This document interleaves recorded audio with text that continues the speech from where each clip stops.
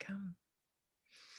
Hi, and welcome, everyone. If you are here for a conversation with artist, creator, Chris Sickels, pronouncing that correctly, I hope. You're in the right place. So we're gonna wait about 30 seconds just while I can see the room filling in with people, which is always lovely to see. And we're gonna get going. While everyone filters into our Zoom webinar room, I'd like to get a little bit of Alta Live housekeeping out of the way, if you don't mind. Welcome. Thank you for joining us for today's episode of Alta Live. This is the digital event series we do here at Alta Journal. My name is Beth Spotswood. I'm Alta's digital editor. And today I am very excited to welcome award-winning artist Chris Sickels. Chris is the creative force behind Red Nose Studios. And among his other incredible work, and we're gonna get to that, but some of his incredible handcrafted puppets are included in the current issue of Alta, including the cover. Chris also works in stop motion animation, and we're gonna get to see a bit of his work in just a little bit. Chris and I are gonna chat for about 25 minutes, and then we're gonna get to your questions. So please pose them in the chat, or ideally by using the question button featured down below. I'll try and get to as many of your questions as possible. In fact, we've already gotten some by email. So if you've got questions for Chris, make sure you get them in there. This conversation will be posted on altaonline.com later today. This is going to be recorded. If you've got a bounce for any reason or want to rewatch it, share it with other people, don't worry, we're going to record it and share it with you later this afternoon. If you've registered for this event, I've got your email and I will send you a link to this video, as well as links to where else you can find Chris's work, a short article about him in Alta, and anything else we discussed today. So please keep your eyes peeled for that email. If you are new to Alta and unfamiliar with us, we are a quarterly magazine focused on California and the West.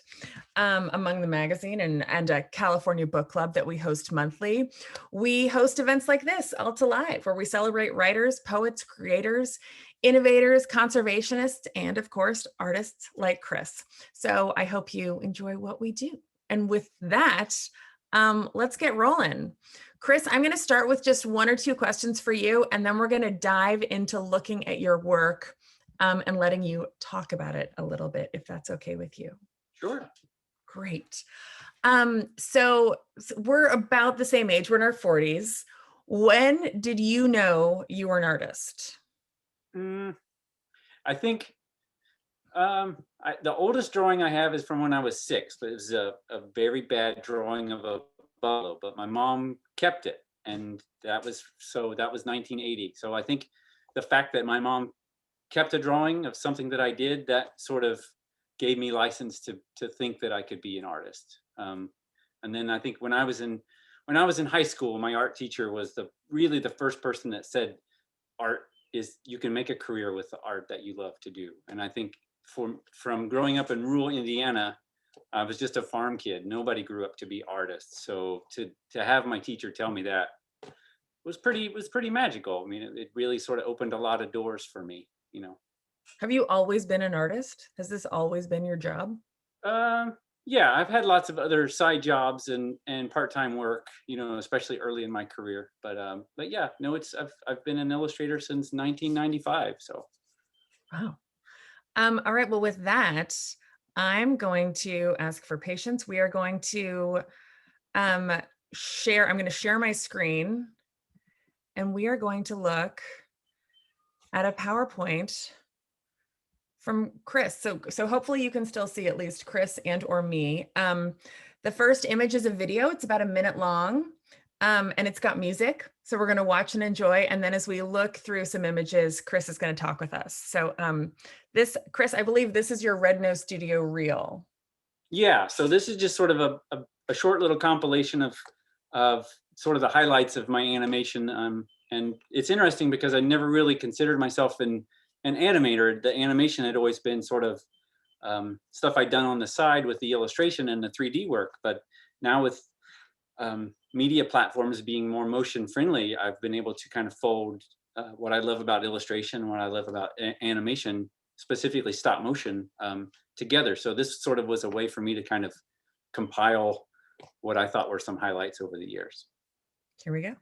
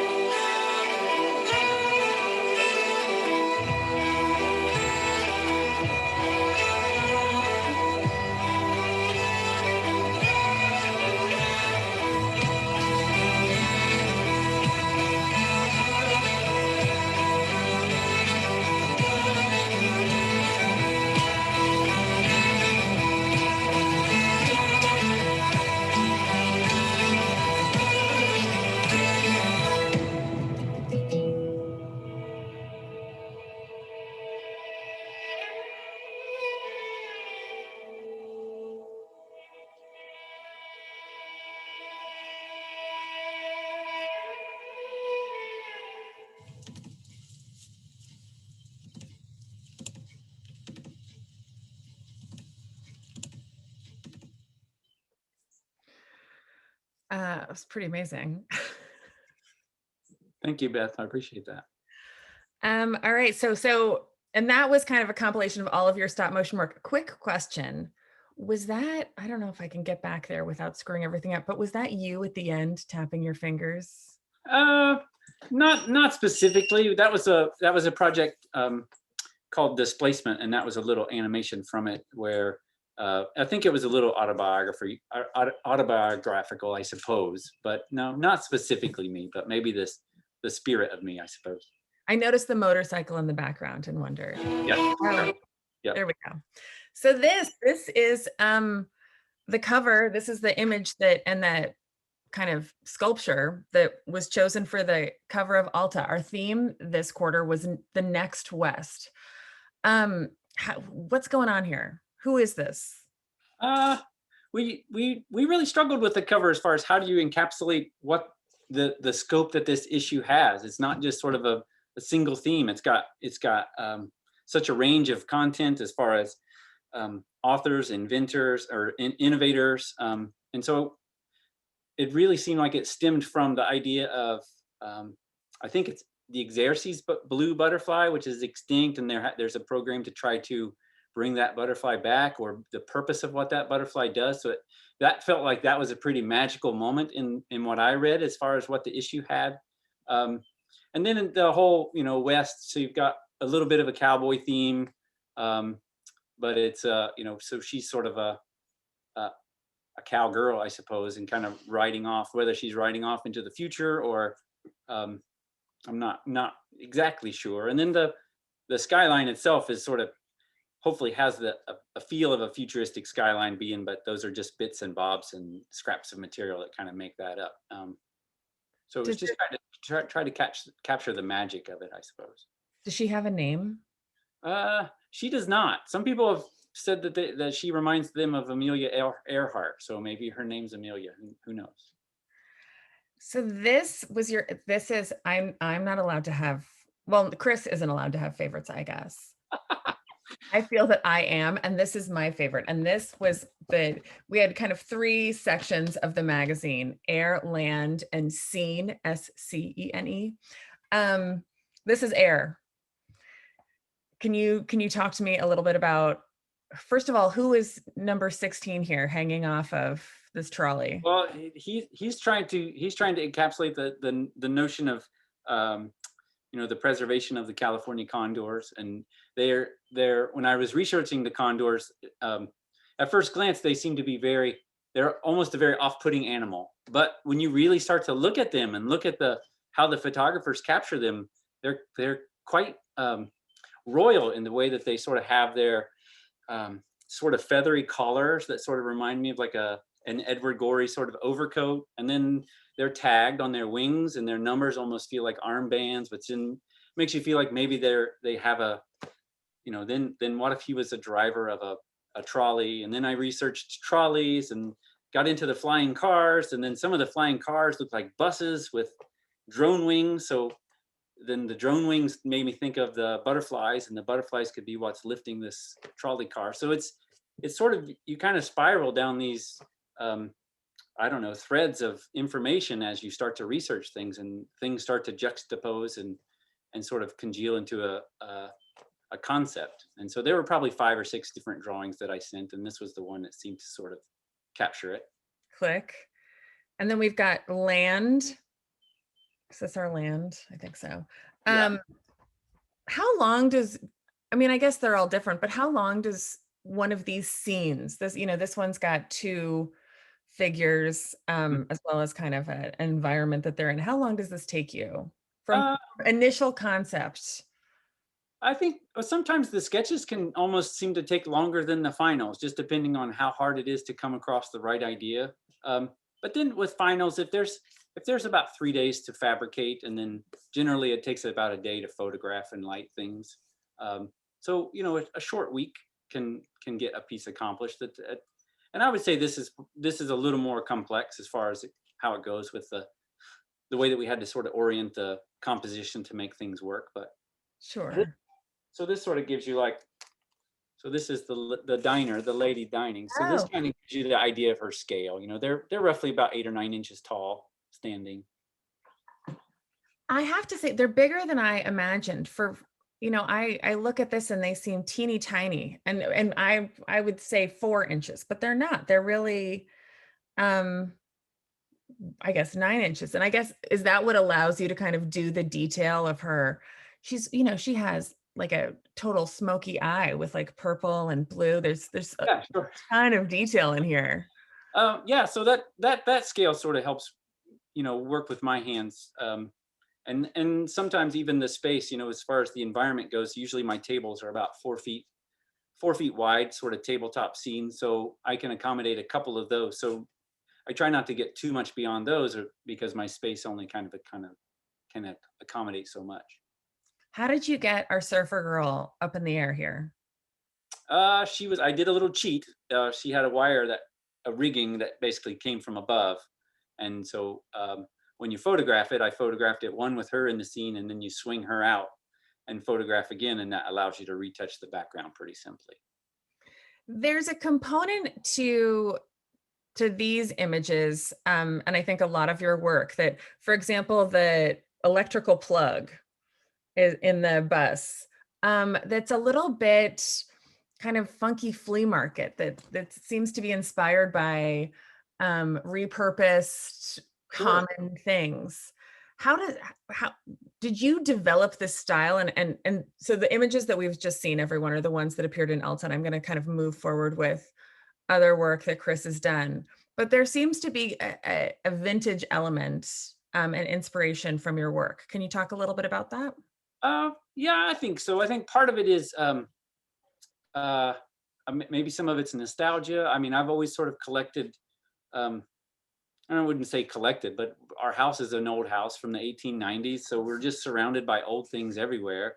And I'm sort of drawn to those textures. And then when you start to incorporate found objects into your work, especially like with this race car, um, the found objects start to add a texture and a layer that I wouldn't be able to sculpt, and it allows it to sort of have a texture and an age that sort of helps transport that image to a different time, or have a different energy to it, as opposed to if I was to, for example, carve this whole thing out of wood. I think it would have a whole different sort of feel. So when you incorporate found objects, sometimes it allows for frustrations, but also allows for happy accidents sometimes, if I can quote Bob Ross. Because I think that sometimes when you juxtapose objects together, you can create things that are unexpected. So part of this was like a found toy car.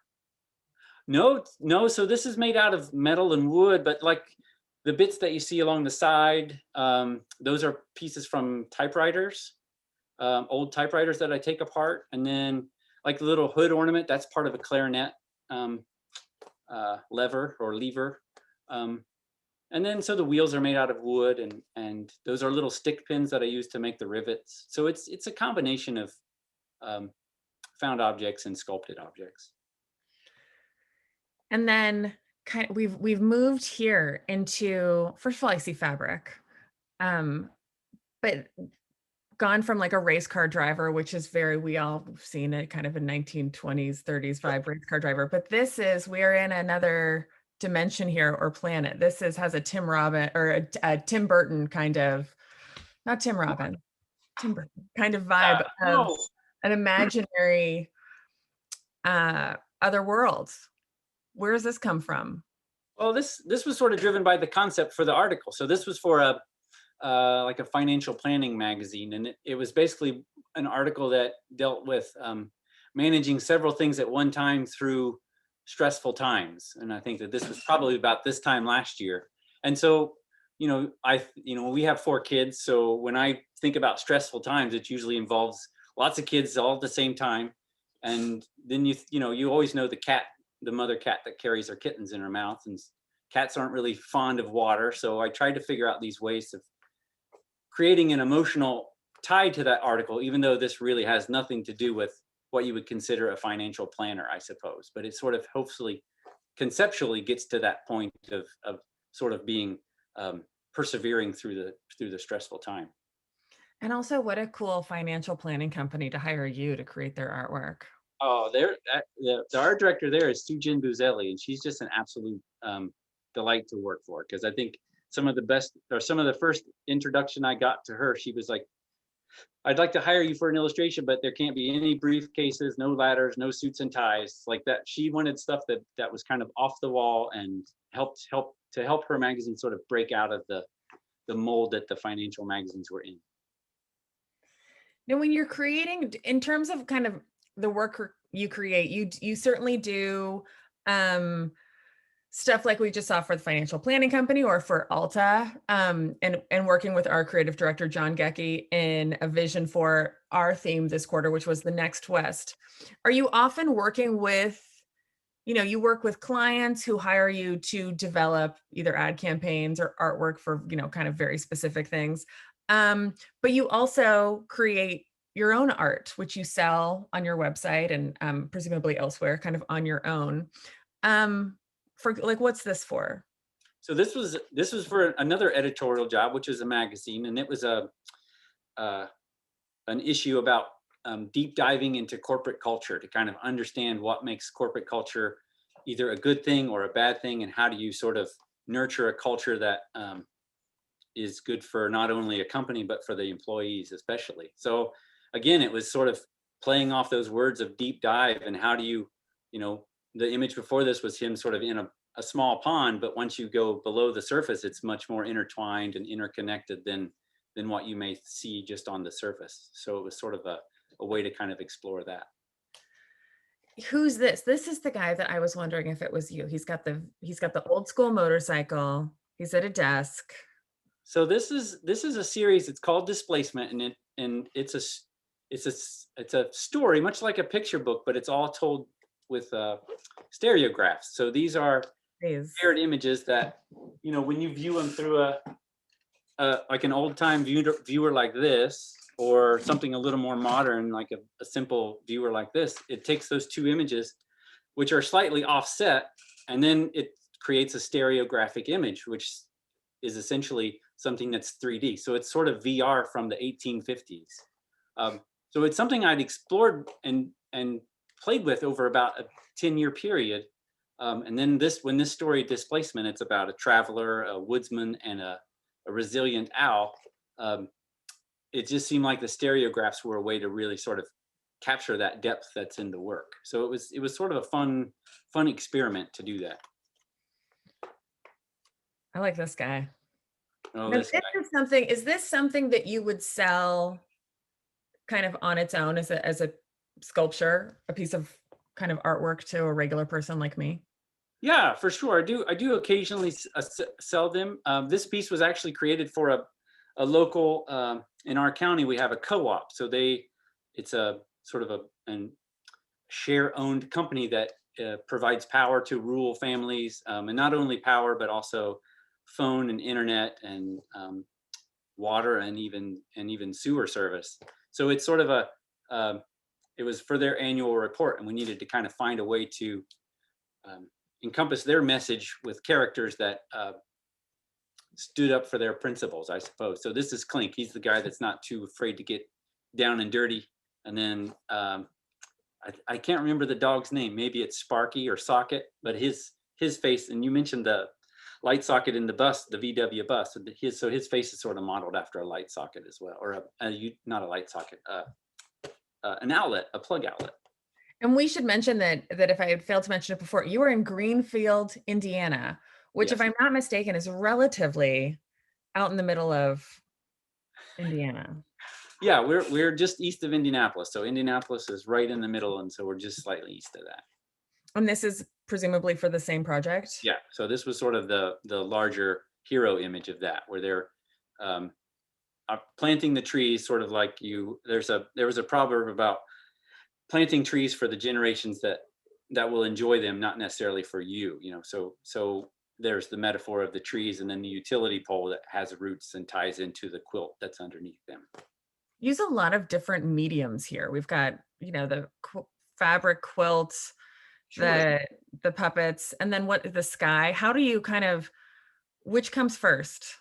How do you do this? How do you put all this together from the get-go? Well, it all starts with drawings. It all starts with sketches. So this was based off of the sketch that was approved and sort of discussed with the client. And then when that sketch is sort of finalized, that becomes my blueprint. And then that sketch tells me how tall the utility poles need to be and where the surface of the horizon should be. And then the materials, one way to do this would be to use like a cutaway of dirt, like you would see like an ant farm.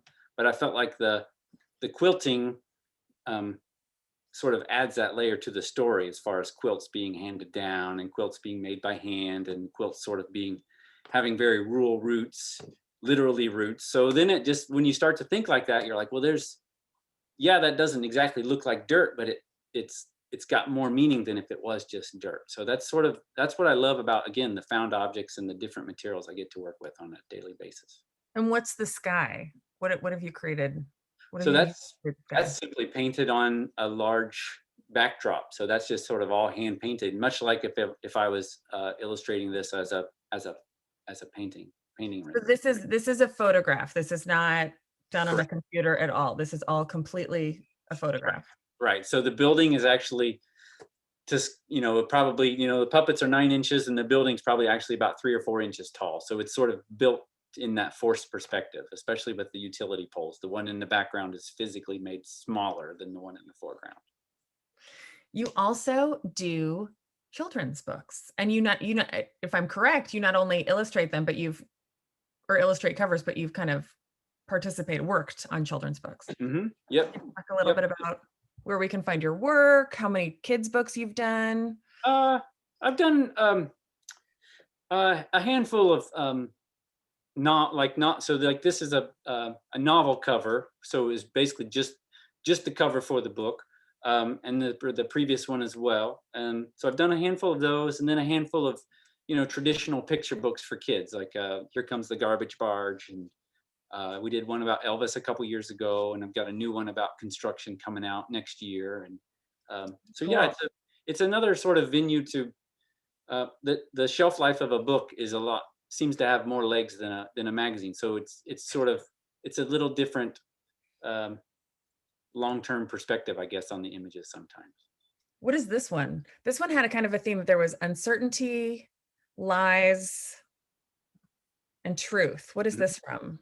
So this was from Scientific American. This was an issue on oh my goodness, what was the topic? It is very similar to what we did with Alta, where it sort of had this large scope, and then you try to figure out how do you take these big themes and try to find an image that ties into the themes and doesn't necessarily reflect any one of the articles, but captures the essence of them. So that's what those were about.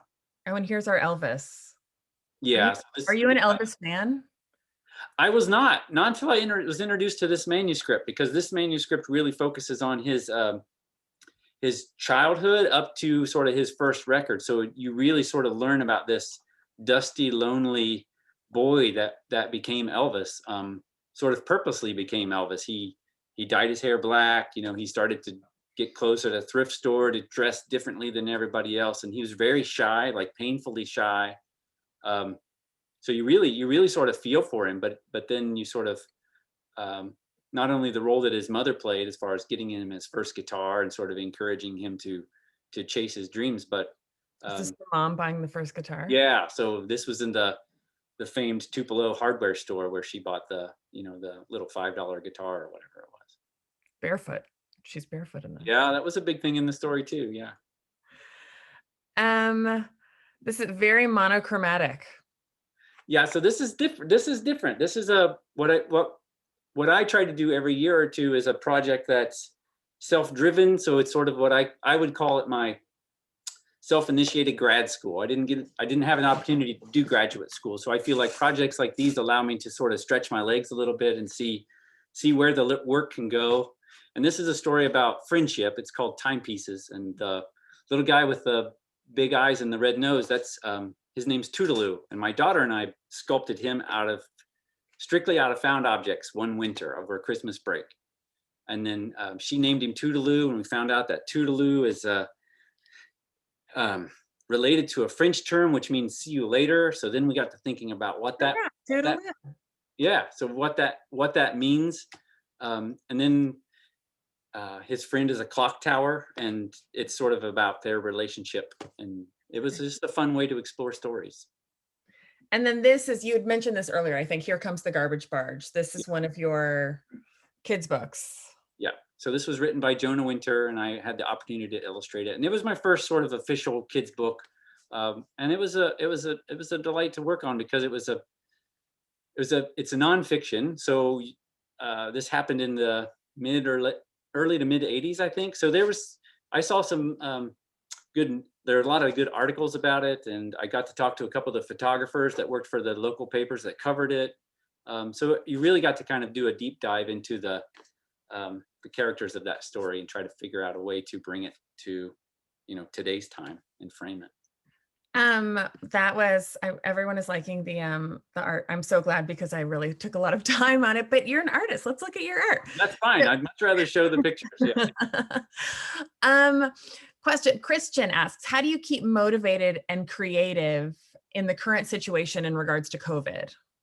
I think I've been fortunate enough to have, because of what I do so much in the industry is, especially publishing, it's so far ahead that I had stuff lined up for that year, even though, so you work on a book and it doesn't come out for 2 years. So you're sort of on this futuristic schedule, I guess you could say. So that helped, especially in the beginning stages. And later, I think I had to find my own projects to work on to stay busy, because otherwise you start to get, at least I do, I get nervous that if the phone's not ringing, or I get nervous if I don't have a deadline. So a lot of times I'll do a self-initiated project that I want to explore, just basically to stay sharp. And I think the biggest motivation is, you know, with the family and children, you have to keep your work out there one way or another. So we're getting a lot of questions about who your inspiration is.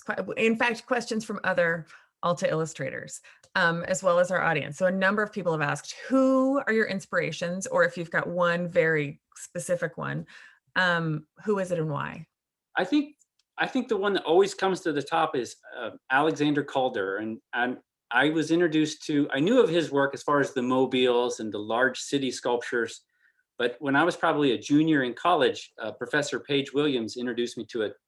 She made me sit down and watch a documentary film, which was Calder. He was probably in his late 60s doing his circus, which is this whole circus act. And he's basically has it spread out on the floor, and his wife is cranking this record player for the music. And he's got all these little wire acrobats and guys that shoot out of cannons. And he's basically playing this act, or this show, performing this show. And that really, to me, saw an artist playing. And you didn't really see that, especially in college. You saw artists that were very serious, were very sort of monumental in their work. But to see Calder, especially just full out playing, it was almost like there was this license that art could be playful, that I hadn't even occurred to me. And that's something I've always tried to keep in my work, is that playfulness.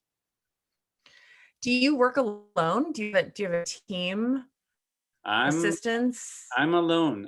Occasionally, I'll wrap my kids, recruit my kids to help with an animation. Sometimes grudgingly, but sometimes they're excited about helping too. But generally, it's just me. Yeah, It's just you, and you're in a studio behind your house. yeah, just in the garage. Yeah. Do you show your artwork, your kind of the pieces that you on at Red Nose Studios website, which I will send to everyone, you sell, you have a few remaining pieces left for sale. Most of them are all gone, sold. But do you have a place where you show? Do you do gallery shows? Are you Uh, flying to New York? I don't do a lot of gallery shows because I'm sort of this weird galleries either see that, so it's photography is what I do, but it's of sculptures, but the sculptures are sort of crafty. So galleries aren't really into crafty stuff. And then, most of the exhibits I do are usually educational based. So usually they're at universities, where it tries to showcase a body of work that appeals across disciplines. So you can appeal to sculptors and photographers and painters and illustrators and even writers. And the universities really like that. And it allows me to kind of help, pass the torch a little bit and be open about how I make things and produce things. But generally, it's most of the stuff for sales is just on the website. How do you, Kara asks, how do you kind of price your time and your work? It seems like what you do is, very specific to you and unique. How do you kind of come up with a price point of something no one else is doing? Uh, well, there's, especially three-dimensional illustration has been around for decades. There was a big wave of it in the 60s and 70s. And then it sort of fell out of fashion, I guess you could call it. And then I think once photography became a little more attainable, it's definitely, I've seen a resurgence of that dimensional illustration and even stop motion. It's because the technology's allowed for it to be a little more accessible. Um, as far as how I budget things, it's usually, as far as an illustrator goes, you usually price things more on usage than actual art making. And so that comes down to creative rights and stuff. Um, but then as far as the physical work that I sell, there just seems to be a price point of $1,000 to $2,000 that most figures sort of fit in. So it's not necessarily cheap, but it isn't really high end either. So I definitely try to keep it accessible. And this is what you do exclusively. You're not Yes. at H&R Block from 9 to 5. This Right, is right. And I am married to my lovely wife Jennifer. We've been married for almost 26 years now, I think.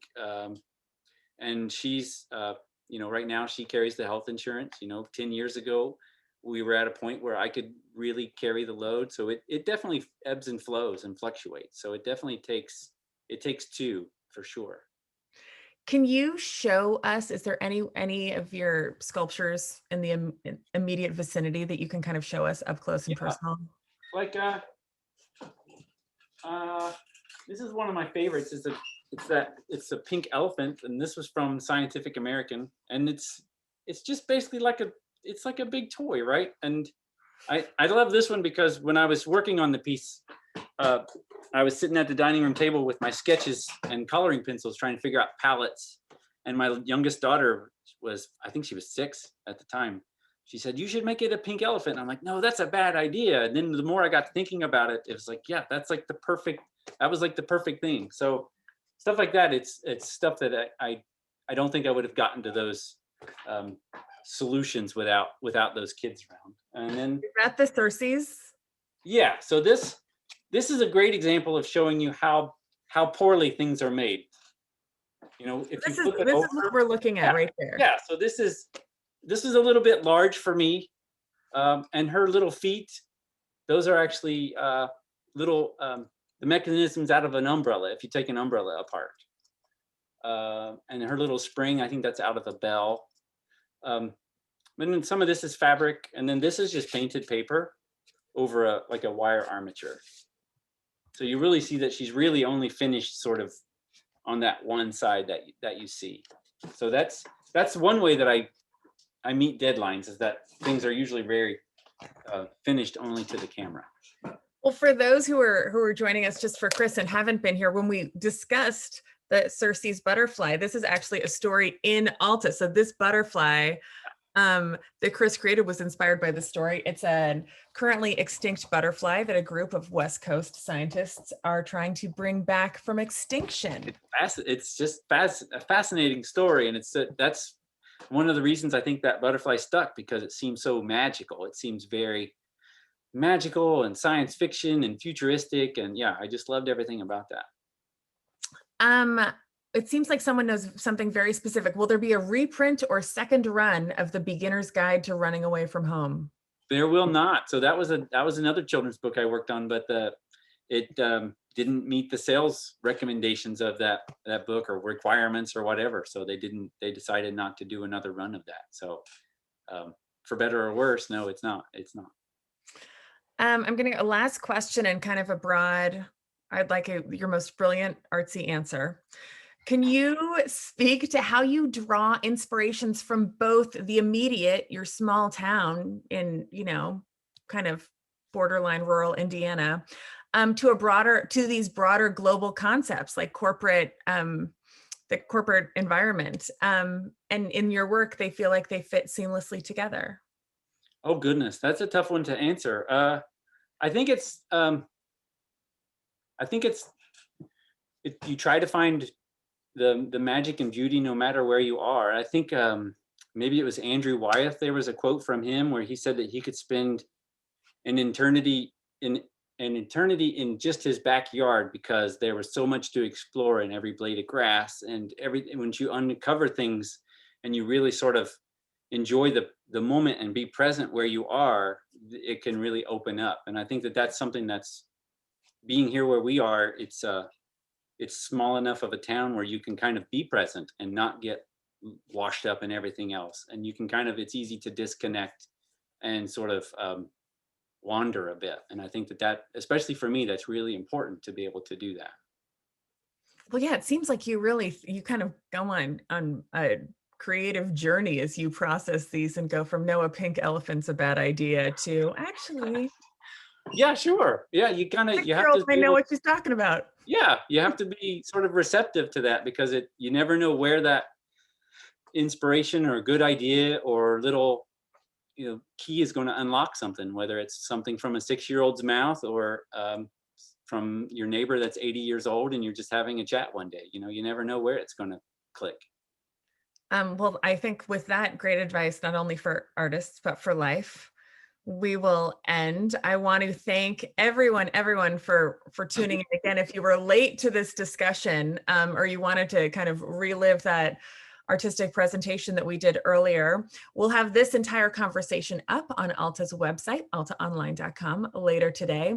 If you've registered for this event, I also have your email, so I'm going to send you a link anyway.